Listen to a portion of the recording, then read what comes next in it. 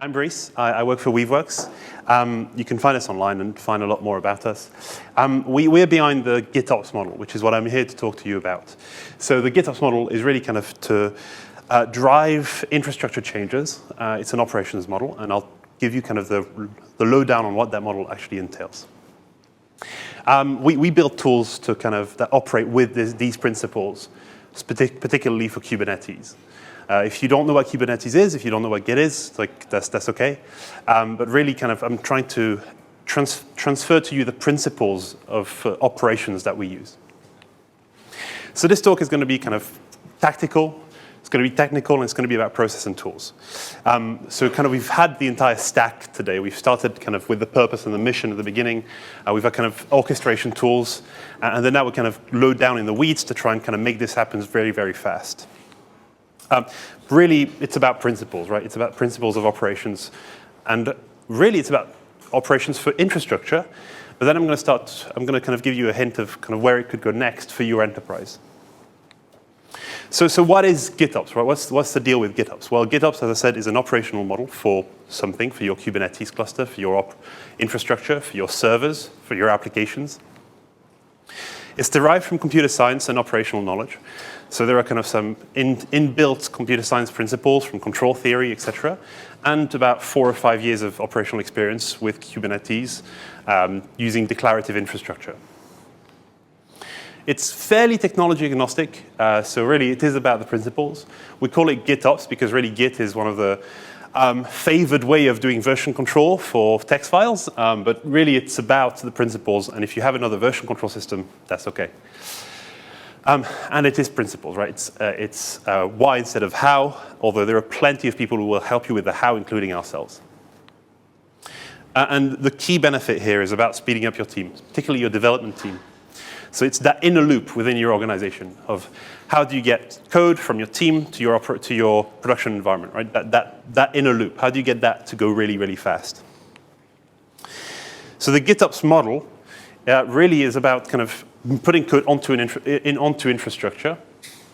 And typically what you'd have in the past would be you have somebody, either a software or a human agent, making direct changes to your infrastructure. So we saw a kind of a continuous integration pipeline in the previous talk. A lot of those continuous integration tools, what they do is they do direct access to your infrastructure, right? They'll go and run a script against your machines. They'll go and deploy a piece of software. They'll go and modify the number of replicas. Let's say you have global replicas. You have 50 global replicas, and suddenly it's Black Friday and you need 500. You'll go and kind of manage that directly. You'll go and plug a number into your infrastructure. And really, we're saying we're removing that from this operation model. Right? GitOps removes the direct access, and instead, you drive everything through a declared configuration. So you're declaring your system somewhere. And that's not new, right? This idea has been around for a really long time. Microsoft talked in the 90s about model-driven data centers, if anybody kind of heard them then. But so this idea has been around for a really long time, and it's the core of kind of infrastructure as code. But really, there are a couple of bits missing from the traditional way of thinking about this. So really, this is kind of one of the bits that's missing is your deployment agent. You want a reactive deployment agent so that when your state, your declared intentions change, when you change your intentions, you make a record of that change of intentions, your infrastructure will immediately update, right? So you're now deriving your physical world, your infrastructure, your code, your systems are derived straight from your intentions. You declare your intentions, your system automatically updates. But it's about more than this, right? So one of the kind of the things that's interesting here, if you're security minded, is that what actually makes the changes lives inside your boundaries, right? So you have a security boundary here. This is between the world that has permissions to change your system and the world that does not have permission to change your system. And what we're talking about here is this agent that I'm going to talk about wants to live inside of your security boundary. And we'll go over what happens when you do that. So you make changes by changing your declaration of intent. You change your intent, changes happen on your systems. And here for Kubernetes in particular, that's just one way of kind of deploying software. But for Kubernetes, you're kind of driving immutable artifacts from some image repository. So the idea, you have your declaration of intent, immutable artifacts, and a system. As soon as you change your declaration of intent, your system changes to match. One big thing here is that the state is continuously monitored, right? This deployment agent doesn't just drive state one way. What you actually want here is a control loop, right? This is kind of where you get the real value out. This is where things get kind of next generation, is you want that as a control loop. What I mean by that is it doesn't just drive changes in one direction when you change your intent. What actually happens is if the system and the intent diverge in any way, the tools will bring the system back towards the intent. You're always converging towards your declared intent for your system. So when you declare, I want 30 machines, and you have 31, the tool will kind of disprovision one of your machines.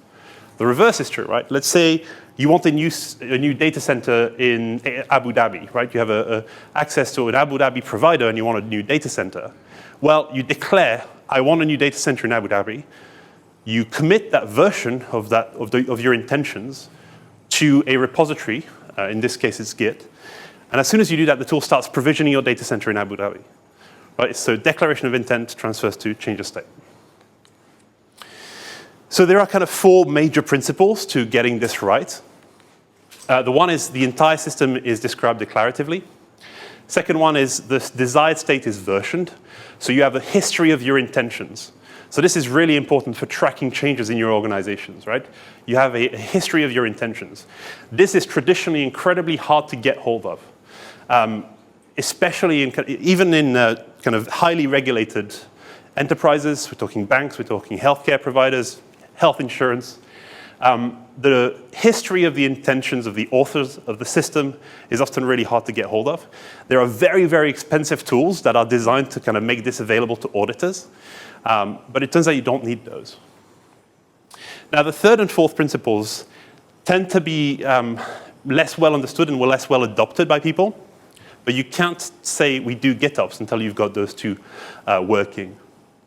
So the first one is approved changes are automatically applied. Right? That one's a no-brainer. Right? You automatically apply it when you change your intentions. But the last one's quite important. And that is the software agent ensures correctness. And it brings your system back to converge it with your intentions. And if it diverges and it can't recover, it'll alert a human. But that's the last resort. You really want your system to self-recover. So yeah, so the entire system is described declaratively. That's your Git repository with the state of your system. Desired system state is versioned. That's you making a change or commit to that version system. Approved changes are driven straight into your infrastructure, your systems. And software agents ensures correctness. That's your control loop, right? So what should be GitOps, so to speak? And I do apologize for that terrible use of English. So what should be in there? What should be put under this operational approach, this management approach? Well, we have the standard stuff, right? Your standard infrastructure stuff. Manifest, declaration, configuration, alerts, playbooks, those kind of things are pretty standard things to put in there. There are some kind of less obvious ones.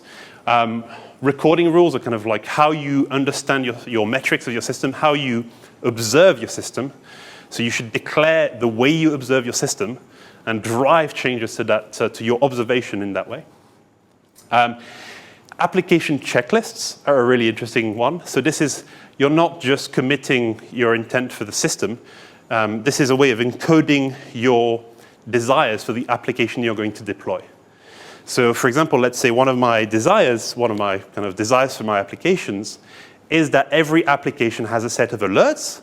Every application has a playbook, some documentations when those alerts trigger. And every application has a dashboard so that it can be monitored, right? And metrics.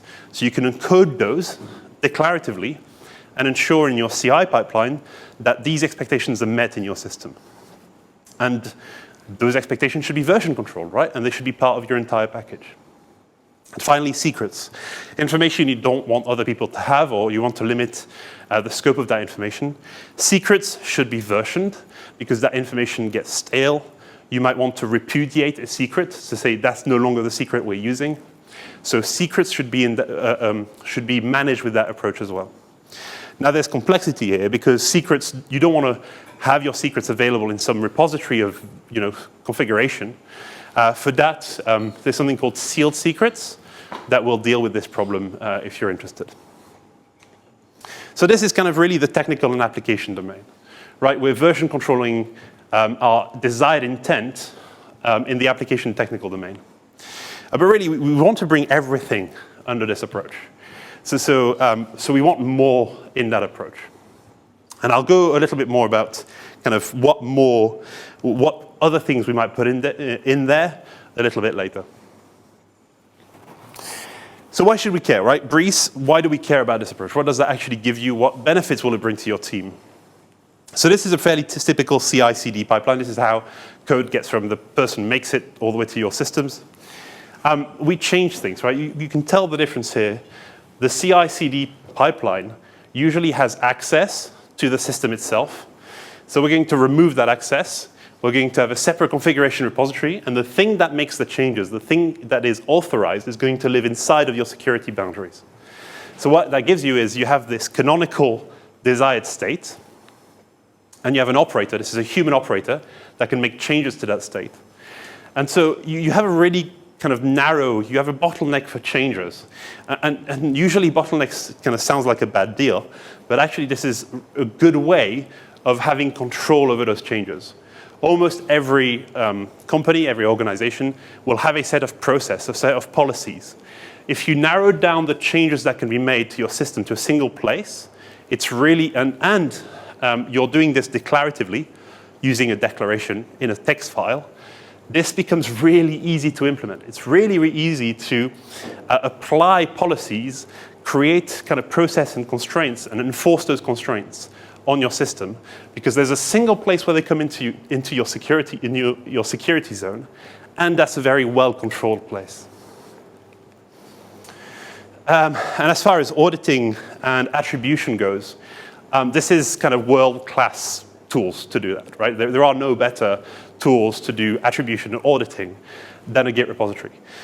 If you get the security models around Git itself right, if you use signed commits and you have a secured Git host, this will beat any database out there, and it's completely free, right?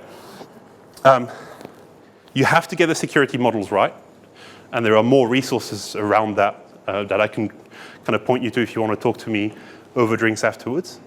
But the idea is that this lets you do things like pass Sarbanes-Oxley audits, right? This will pass legislative audits requirements because you have your entire definition of your desired state, intentions, who made what change, when, and why. Right. So these are kind of the benefits that you get, right? It trivializes rollbacks, right? Something goes wrong, you want to roll back to previous versions, switch back to a known good version, you're done. This is a 3-second operation, not a 3 hours, not a 3 minutes, 3 seconds. Exceptional auditing and attribution, if you get your security model right. Separation of concerns, right? You don't have to worry about things you shouldn't worry about. No crossing of security boundaries. And really, this one's quite interesting, right? It's a good place for software and humans to collaborate. They both have first-level access to that desired state, which means that your systems can change through that state. So that's the point for your system. That's the interface through which your system can manage each other as well. Right, so what actually happens when you go from not doing this kind of stuff to doing it, right? What happens in practice?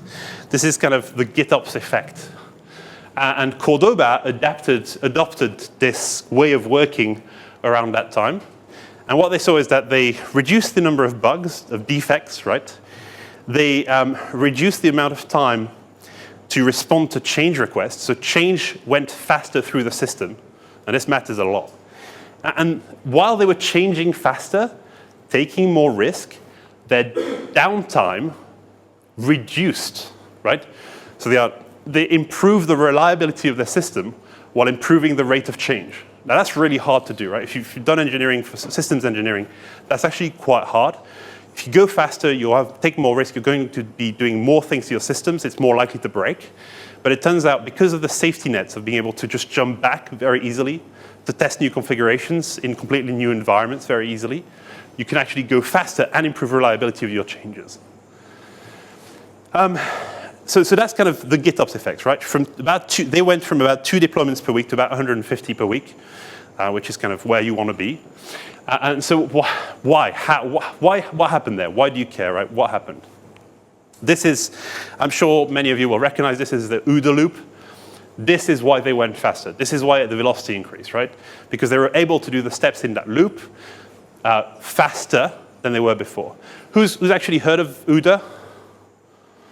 Okay, so for those of you who haven't, OODA is, it actually came out of jet fighters and dogfighting in airplanes. And the idea was that if it wasn't the plane that was the better equipped, it wasn't the fastest plane that won dogfights. Dogfights were won by the planes that could process information faster. And when they realized this, it drove changes in how planes were designed. Because you didn't have to build the better plane, the fastest plane. You just had to make sure that your pilot could go around this loop faster, and he would win the dogfight. So one thing that concretely happened as a result of this is they raised the seat of fighter jets so that you had a better visibility around you, so you could observe more of the world, right? So that's one concrete way in which this loop was improved. There are many others. I highly recommend you look this up. So this is kind of what it looks like when you're talking about systems and infrastructure. And really, traditionally, like most of these steps are triggered by humans. And so Cordoba was kind of doing all this stuff manually. And really, they got faster by automating most of it, right? Traditionally, you can automate. But you can do things you could push the automation very, very fast so that the human only has to make decisions. And the rest of the stuff can kind of be automated, or you can help the human get the information they need.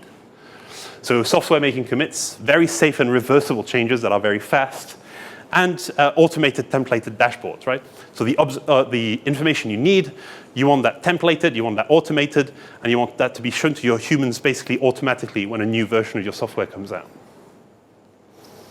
So the feedback loop latency.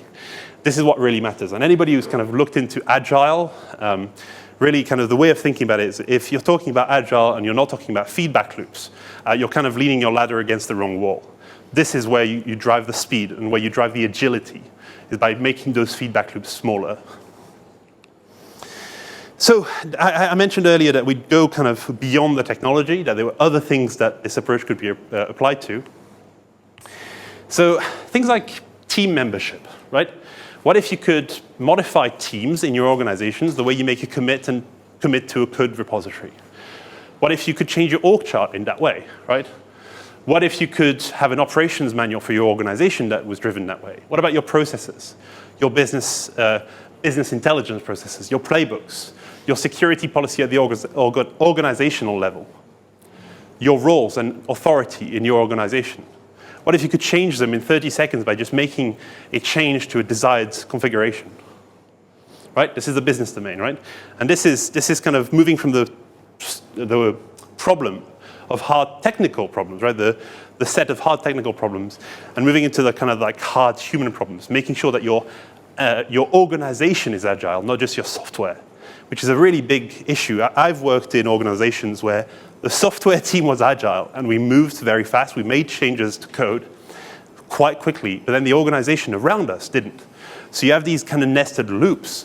So how do you make the outer loops faster? This is one of your approach where you can drive agility in the rest if you kind of start implementing it that way. What if you could roll back your sales process, right? And if you have a configured sales process, what if you could do A/B testing on your entire sales pipeline? You can't do that right now because your sales pipeline is a bunch of people using Salesforce. What if it was a process that was defined, declared, you could make a copy, you could change it, and then you could drive 50% of your pipeline into one or the other. And then you could do A/B testing on your entire sales process. Right? This is kind of driving agility at the organization level. And you need the tools to be able to give you that. Right. So I'll kind of give some concrete examples of GitOps at Weaveworks, and those are going to be fairly kind of technical, low down in the weeds. I'm not going to go through that, so don't worry, there's a lot of information here. But I will give you a demo of kind of the velocity rate of change.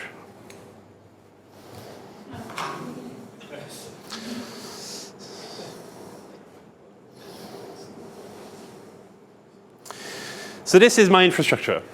What it is doesn't really matter. But the idea, what I really want to pay attention to is we have kind of 3 front-end replicas. Usually, if you wanted to scale up, what you'd do is you would press a button somewhere, change a button in some interface, right? And then you scale your infrastructure. We don't want to do that, right? We want to record the change and make sure that we have a record of who changed it, when, why, and understand the effect on the system. So this is the repository. This controls my infrastructure. This controls my system. All the changes in this repository are going to trigger changes in my system. So let's go find the appropriate place to make a change.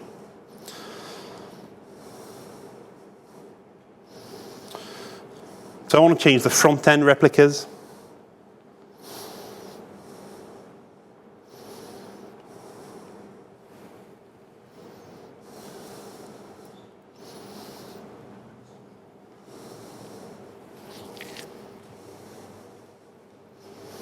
And we'll see them coming up. This is live, so we should see those coming up soon.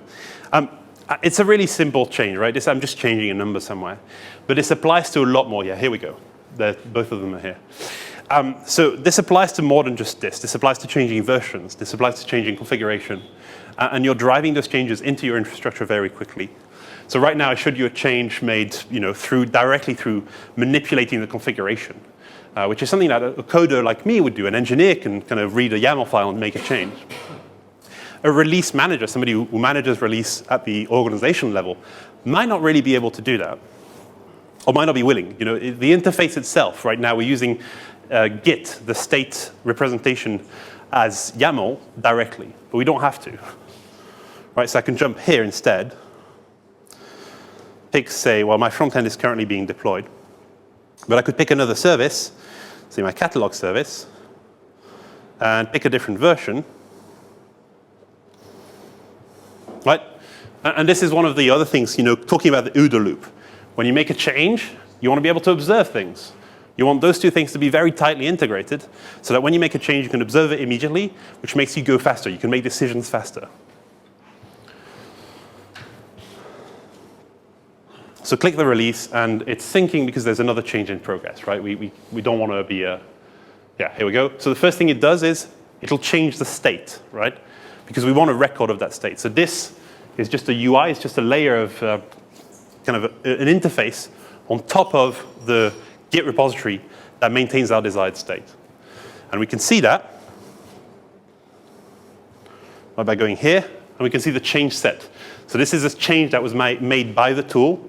So there's a lot of metadata here that's not being shown. So it's made by the tool, so the tool is the committer, but it's changed by a human who is the author. So in there somewhere is my name, because I'm logged into the platform, so that you can attribute this change to me changing the intentions of our system.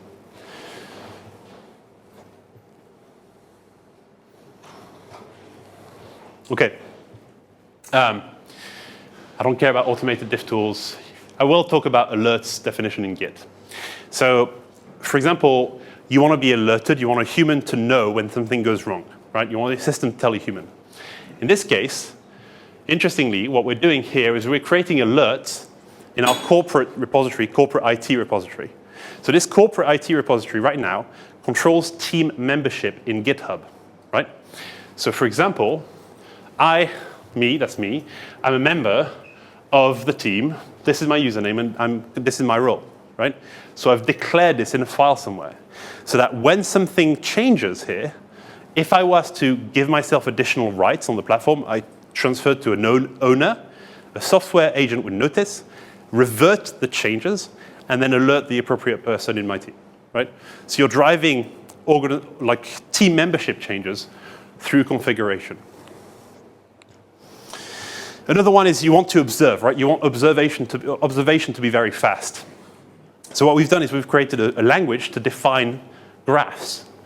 So that this little line here, right, this is, really you have to think it's a declaration of my visibility, of my observability. This little line here defines an entire graph, right? This little line defines this graph. So we have a standard approach which speeds up the way we do observation. This line here, for example, there's one more variable, right? You have 4 variables here. That defines an entire set of visibility for my application. So this is how to improve the observe side of the OODA loop. So what do you get, right? Well, you get 30-minute total disaster recovery. I could go into Amazon right now, delete our production account, and we'd be back up and running in 30 minutes. Dozens of changes per day with a very small team, like moving fast, lots of changes. The regression response is amazing. Regression is, if something goes wrong, how do you respond to it? I've had the experience of being on a call with a customer, talking about our product, and we were screen sharing, and there's a bug, right? That's a problem. So what I do is I get on Slack, I tell my teammate, hey, there's a bug here. Within the next 5 minutes, we've reverted back to a previous version, and I can tell my customer, just reload the page, that was just transient. Right? That kind of speed is a big deal. And our GitOps will help you drive that kind of speed to respond to regression, to respond to change. Permissive approach to production access. So everybody in the org can have access to the configuration of your entire organization or your systems, because access to read the configuration does not give you permission to change it. Right? So it's a permissive culture that lets you propose changes, which means that good ideas, new ideas, can come from anywhere in your org. So it's a great developer experience, right? You have access to everything. It takes seconds to reproduce the entire environments, etc. And when you're on call, when you're responsible for running a system and operating it, it's reasonably stress-free. I say reasonably because, when something goes wrong, it's always stressful. So that's it. I hope I'm under 30 minutes. So if you have any questions, I welcome any questions about this.